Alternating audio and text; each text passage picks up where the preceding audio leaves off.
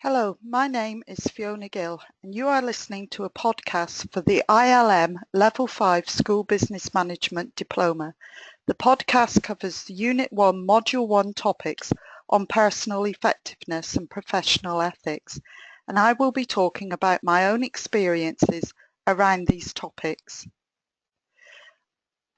I will discuss my SBM reflections on how I understand the concepts, tools or theories raised within the module. This includes how I have applied them within my professional practice, developed my own skill set through doing so, and had an impact on my school.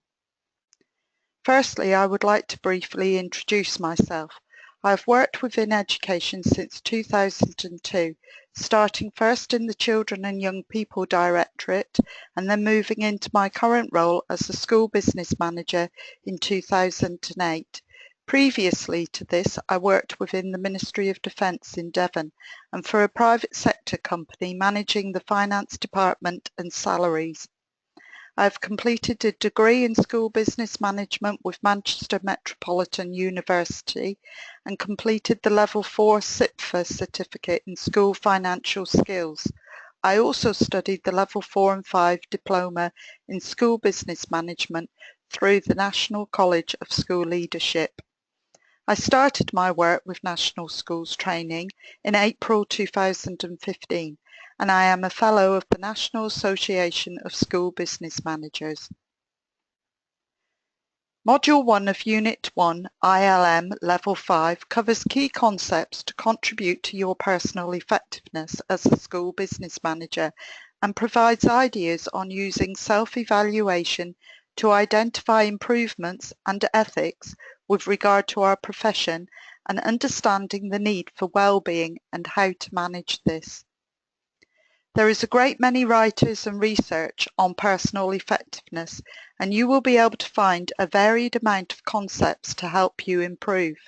The writers that have struck a chord with me professionally are Goleman, Covey and Harris. These books have personally helped me to reflect on my personal effectiveness and the way I could improve my management of both personal and professional situations. My learning about strategies has enabled me to realise that as a manager I do not have to have all the answers and that it is okay to say to staff, so what do you feel is the resolution to this problem? As a manager and leader I need to reflect on my responses and improve interpersonal relationships with staff. This included the recognition of proactivity rather than reactivity, taking the time to find out details and information and not making decisions as a knee-jerk reaction or based on my own personal views of someone. Covey speaks of the need to remember that as leaders we do have choices between the stimulus and the response. A strategy that I have realised is the need to identify the right and wrong approach to delegation.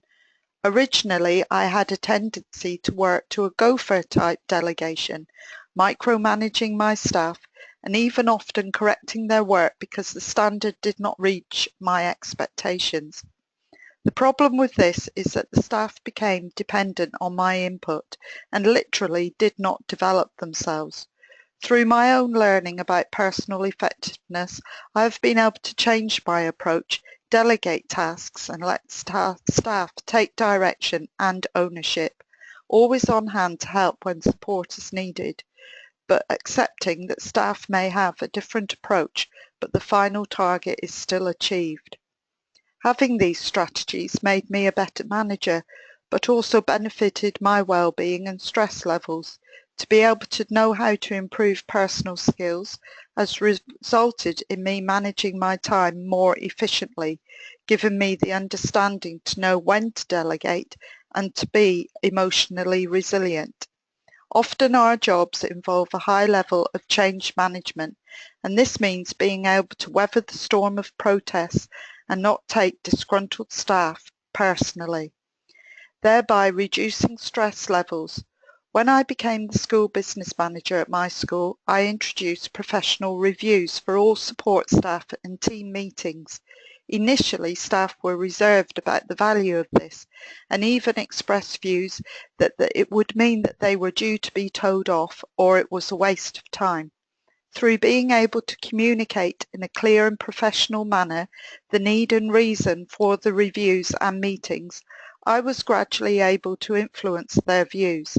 After a positive experience in their first meetings, the team members started to realise that the review would give them a voice and a chance to discuss their training needs, and that the meetings recognised their valuable roles within school, also keeping them up to date with school projects and plans. Now both are a regular practice within my school. Throughout my career, I have worked with charismatic, strong leaders with great talent. However, I have noted that those without professional ethics often have stress issues and produce untenable positions for themselves. As school business managers and public sector workers, I do not feel that we can be effective without being ethical. Our whole responsibility is governed by the 7 principles of public life: integrity, honesty, selflessness, leadership, objectivity, openness and accountability. In all my decisions as a business manager, I have referred to these principles and questioned myself as to how I would argue that I have applied the 7 principles. Learning about personal effectiveness has empowered me to lead projects within my school, to be a valued member of the senior leadership team, and given me confidence to implement changes and projects. I understand the need to understand and be understood, be assertive, influence and be proactive, to simply be the best I can be for my school.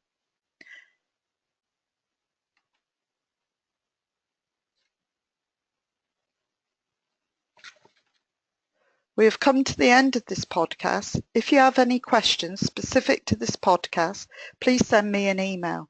For all other questions, please refer to your National Schools Training tutor. Further discussions and debates can be posted onto the online forum to encourage collaboration, shared thoughts and questions. Thank you. I hope that you found this podcast helpful.